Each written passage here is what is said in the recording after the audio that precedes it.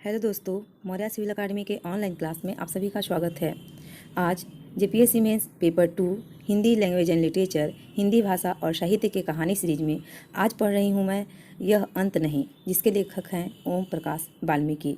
तो यह अंत नहीं कहानी का सारांश को पढ़ते हैं।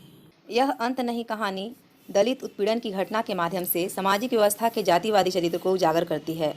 बीरमा पर काम दृष्टि डालने वाला सचिंद्र इस जातिवादी मानसिकता के कारण ही दलित स्त्री के प्रति हीन दृष्टि रखता है। वह बीरमा के प्रति आकर्षित नहीं अथवा उससे प्रेम भी नहीं करता। वह केवल एक भोग की वस्तु समझकर बीरमा को अपमानित करना चाहता था। सामंतवादी जातिवादी परंपरागत मूल्यों के प्रति आसक्त, जाति अह के कारण श्रेष्ठता के झूठे दम से पीड़ित कथित स्वर्ण वर्ग की सत्तांध प्रवृत्ति का यह वास्तविक चरित्र है। सत्ता के सभी केंद्रों पर अपनी अधिसत्ता बनाए रखकर गैर बराबरी को बरकरार रखकर सत्ता का उपयोग करने वाली ये परजीवी कथित स्वर्ण जमात अछूतों के अस्तित्व को अछूत कहकर हमेशा धुतकारती रही है। दलित स्त्रियों पर अत्याचार करने का वे अधिकार समझते हैं। इन्हीं जातिवादी प्रवृत्तियों को ओम प्रकाश वाल्मीकि ने इस कहानी में उधारा है। वे अपने प्रभाव के कारण पंचायत के सरपंच या प्रधान के फैसले को अपने पक्ष में कर लेते हैं। जैसे बिशन आरक्षित पद पर प्रधान बन जाने के बावजूद स्वर्ण जातियों के हाथ का मोहरा बना हुआ है।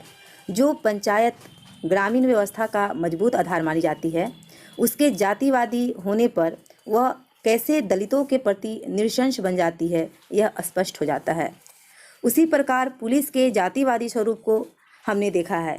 पुलिस जनता की सुरक्षा के लिए बनी है और शासन तंत्र का यह एक महत्वपूर्ण हिस्सा मानी जाती है। पुलिस के अत्याचारों और दलितों के प्रति असंवेदनशील स्वरूप को इस कहानी में दर्शाया गया है। दलितों की पुरानी पीढ़ी अशिक्षा के कारण सैकड़ों वर्षों तक सामंतवादी जातिवादी भेदभाव और कथित स्वर्णों के अत्याचारों को सहती आई है। आत्मसम्मान, आत्मविश्वास, स्वाभिमान, संघर्ष और संगठन जैसे शब्दों का अर्थ वे नहीं समझ सके। लेकिन दलितों की नई शिक्षित चेतनाशील पीढ़ी कथित स्वर्णों के अत्याचारों जुल्मों के आगे नहीं झुकेगी, बल्कि उनका डटकर मुकाबला करेगी, क्योंकि उनके भीतर जगी चेतना ने जुर्म करने वालों द्वारा फैलाए गए झूठ का पर्दाफाश कर दिया है।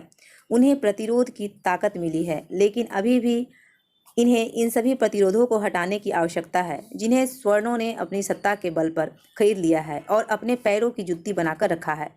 यहाँ का पुलिस का नितांत जातिवादी भेदभाव रवैया हो अथवा पंचायती राज की लोकतांत्रिक प्रक्रिया को वर्चस्ववादियों के द्वारा अपने स्वार्थ पूर्ति के लिए इस्तेमाल हो, इन सबके विरोध में आवाज़ उठाकर समतावादी न्यायपूर्ण समाज की स्थापना का प्रयास दलित कहानी का केंद्र बिंदु है।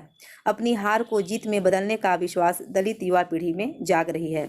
दलित नारी अपनी अस्मिता की लड़ाई लड़कर जुर्म और अत्याचारों के प्रतिरोध करने लगी है और दलित साहित्य के इसी उद्देश्य की पूर्ति के होने से संकेत यह अंत नहीं कहानी में मिलते हैं। तो यह मोटा मोटी कहानी का सारांश है। इसके सेकेंड पार्ट दूसरे पार्ट में पढ़ते हैं। इस कहानी का जो मेन सारांश है, मेन भाग है, जिसका शीर्षक होगा दलित स्त्री अस्मिता का संघर्ष। तो ओम प्रकाश वाल्मीकि के द्वारा लिखित यह अंत नहीं कहानी का सेकेंड पार्ट नेक्स्ट ऑडियो में देखते हैं। Thanks a lot for watching.